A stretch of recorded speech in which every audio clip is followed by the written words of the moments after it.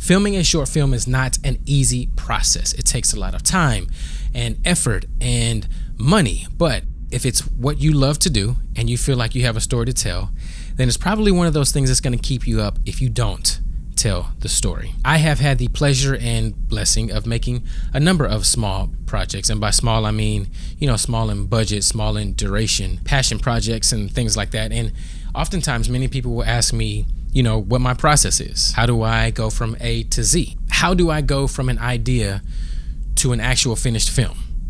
And that's what this series is pretty much all about. I will share with you guys everything. How I developed the story, where the ideas come from, script writing software, budget, pre-production, production, post-production, working with actors, working with agents, everything. I think you get the idea. And I'm going to be doing this real time. So we're shooting the film in March. Right now it's February.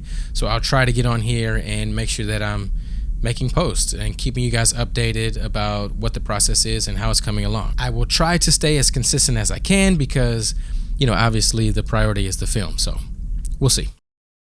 This story is about fathers and sons. And really I wanted to tell a story that would depict this dynamic between the relationship between parents and children, and how sometimes they struggle to get on the same page, especially when it comes to what's best for them and their future. What does it look like for a dad to support his son, to validate his son, to raise him to be a man without being resented? I came up with this idea about 3 years ago, but it was a contest that actually springboarded me into actually making this film. Last year, Tyler Perry announced this contest called the Dream Collective, and it's pretty much he was going to give filmmakers $30,000 to produce a film of their choosing, really a film that they wrote.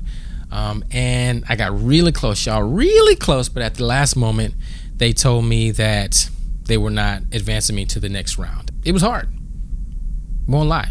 It was difficult. It was like a 2-month process. We were writing scripts and pitch decks and budgets. And so there was a lot of work that was being done. And to be told no, at the finish line, it was a tough blow, especially when you start to think, I'm getting close, I might win this thing. Then you start to think about your future and your career and what it's going to look like and all the people you're going to meet and work with. And it's like, okay, we're about to make it. We're about to blow up. No, none of that. So needless to say, it was hard. But the competitiveness in me, and some would call it petty, decided, you know what? I'm going to make this film on my own. Forget y'all. Not really. But not really forget y'all. I really am grateful to have met everybody and the mentors, the directors, all of the work that was put in, everybody behind the scenes of the Dream Collective. If y'all are watching, thank you. Thank you so much. I am really grateful. But I looked up and realized, like, a lot of the prep work had been done. A lot of the work that I would do when I make all my other films, that's already been done. So why not? Let's shoot it. So that's how we got here.